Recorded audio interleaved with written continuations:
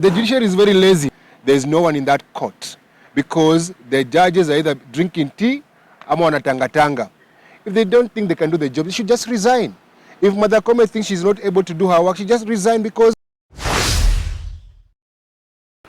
we're in Milimani Law Court today to demand the release of Julius Kamau and other demonstrators who were arrested on Wednesday. They were peaceful demonstrators and they were arrested by the police in the CBD. Julius Kamau in particular was assaulted and tortured in the prison cell, in the police cells. I saw him today and he has like wounds in his eyes and he claims that the police screwed a screwdriver in his ear. And so we're demanding for his unconditional release. He's a peaceful man, he's a courageous activist who is fighting for everyone in this country. Okay, Boniface, we've seen you've been here since 9 a.m. Yes. Now it's actually 1 a.m. It's 1 a.m. It's 1 p.m. Yeah. 1 p.m. Yeah, we've been here for about almost 5 hours. There's no magistrate in court, there's no prosecutor, and Julius is still in the cells. You've said that the police drilled a screwdriver in his ear. Yeah. How true is that information? So, yesterday when he came to court, he told the magistrate the same, that he was actually tortured by the police. And you can see he has wounds. His eyes are bloodshot red because of how he was beaten by the police. The magistrate ordered that he should be taken to the hospital, but he wasn't taken to the hospital. So, if the police have nothing to hide, why don't you take Julius Kamau to the hospital? Other than following the judicial process to get justice for the victims, are you maybe probably looking at following different channels of justice, like following through complaints through IPOA? So, the moment he's released, we're going to take him to the hospital, and then we're going to go to IPOA, and we hope that he's going to sue the police for illegal detention. He was exercising his rights to protest. He did not commit any crime. If you look at the videos of him being arrested, he was the most peaceful protester we had on Wednesday. He was carrying a placard, and the police even vandalized his chain. They took his personal property and destroyed it. He had chained himself with his own chain. What that means, when the police took the chain, they stole it from him. Also, they took his phone. He doesn't have his phone.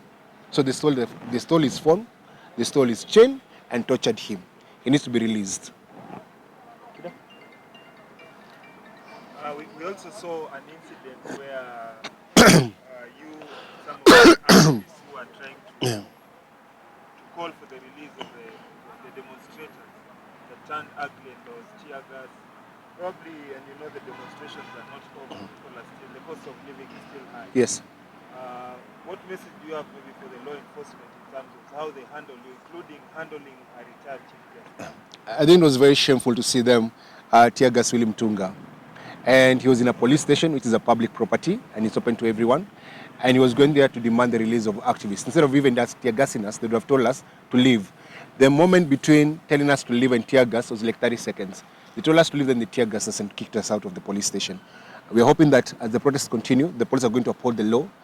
And I asked the IG to stop sending police to protest with live bullets. You have rubber bullets, you have tear gas, you have water cannons. There's other ways of calling a protest without killing people. There have been protests in France, no one has been killed. Doesn't matter what people are carrying, you don't have to kill anyone. There's other means of disrupting a protest without killing people. Okay, Boni, kwanza earlier today you tweeted and say the judiciary system is slow, squeeze him, wanapiga trip sana, umekuwa lazy. I don't know what you have to say about that. No, the judiciary is very lazy. If you go to Mother Koome's page, go to her Twitter page, you can't even comment on her page. Every time you go there, she's traveling, she's in a workshop, she's in a seminar, she's on a road trip, she's abroad. She never does any work. And so as the head of the judiciary, people who work under her reflecting her character and her behavior. Because if you go to court, you've been in court for 5 hours, there's no one in that court. Because the judges are either drinking tea ama wanatangatanga. If they don't think they can do the job, they should just resign. If Mother Koome thinks she's not able to do her work, she just resign, because you can't come here seeking for justice and wait for many hours and there's no justice. It's actually shameful that a matter that is very simple, like now his arrest, he has been in the cells for 5 hours. There's no sign of anyone to actually process or even listen to the case. There's nobody. So what is wrong with the judiciary? It's Koome, because Koome is the one who is the head of the judiciary. You know, fish rots from the head. So if the judiciary is rotten, Koome is rotten. And Julius is here on a bailable offense. Probably, Yeah. you know maybe the terms of his detention right now. The magistrate who was in court yesterday denied him bail.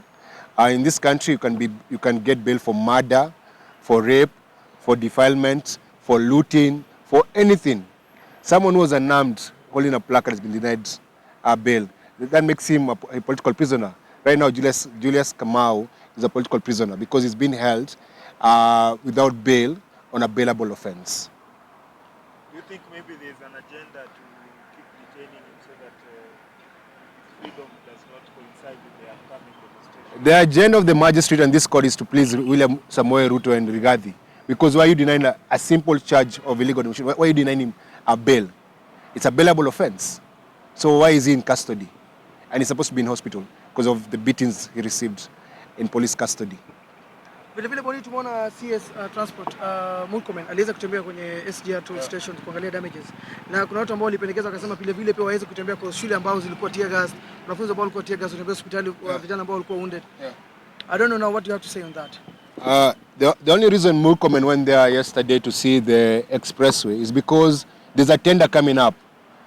Some floor pots were destroyed. It was a very small damage. He's already sent 700 million shillings for that damage. Who was able to do that such quickly calculation? Because if you have a quantity surveyor, a QS, to get that kind of quotation, you actually need time. You need to go look for suppliers. You need to access the damage. But he's already saying there's a tender being floated for 700 million. So Murkomen went there to look for a tender for his friends. I hope that Kindiki can go to the people who are injured, or kids who are beaten in school. Visit those people. Their bodies in the morgue. Go see them. Those people were shot by the police. But this country values property and roads more than human beings. People are injured. People are murdered. But no one is talking about the killed, the injured. They're talking about, oh, there's money for, now you must spend 700 million to repair expressway. Let me tell you, that road actually serves the rich and the upper middle class. That's why they're destroying it. They did not destroy the other buildings around there. They're destroying things that they don't use. What that road represents impunity, and that's why people are just destroying it. On your Twitter page, you said other countries have mafia, while Kenya, mafia serve the country. Yeah. Could you please explain what that means? This country is run by gangsters. Everyone is a gangster who is in power in this country. If you look at William Ruto was charged with land grabbing, he was charged with crimes against humanity. Rigathi is already in court right now as we speak. He has a pending matter in court about stealing money from the Nyeri County, about 3 billion shillings. If you look at everyone in Ruto's cabinet is a thief. Thieves run this country. You have to be a thief to be elected in this country. And I don't even blame the politicians. I blame the voters. They're the ones who elect thieves. We are governed by gangsters. And that's why they have gangster behavior. Boni, just lastly, we have seen you previously in the front line of trying to champion for the rights of Kenyans. Are we maybe trying to see you change your tactic maybe from the online activism to physical activism? Bro, me, I've been in the streets forever. Will you be within? I'm here. I'm in the streets. Here's the street. I was in court this morning. I'll be in court tomorrow. I'll be in the streets next week. Me, I was born an activist. I'll die an activist. Forever. That will never change. Hata kama tungechaguliwa na hiyo serikali ya Azimio, ningekuwa bado kwa barabara nikiwaambia wafanye kazi yao. As in, that will never change. I call out bad character, bad behavior, a bad politician. I call out thieves every day. Doesn't matter if they're in Azimio or UDA. Doesn't matter who it is. As long as you break the law, I'm going to call you out, even if you're my friend. One word for a common mwananchi. This country belongs to all of us, and you must fight for what belongs to us. If you don't want the finance bill, you must tell the government that. If you don't want impunity, you must tell Ruto that. The moment Ruto was elected, we should all have joined the opposition, because the moment a president is elected, it doesn't matter if you voted for him or not. He's the symbol of unity. He's the president of the Republic of Kenya. He's supposed to serve everyone. This talk of Rigathi saying you must be a shareholder, you don't have to be a shareholder, because all taxpayers are supposed to be served by the president of the Republic of Kenya. And all the citizens are supposed to hold the president accountable to his promises. So wacha kusema wewe ni UDA ama Azimio, hakuna kitu kama hiyo. Pigania maisha yako, pigania tumbo yako, pigania kazi yako. Fight for yourself. This is what is going to fight for you.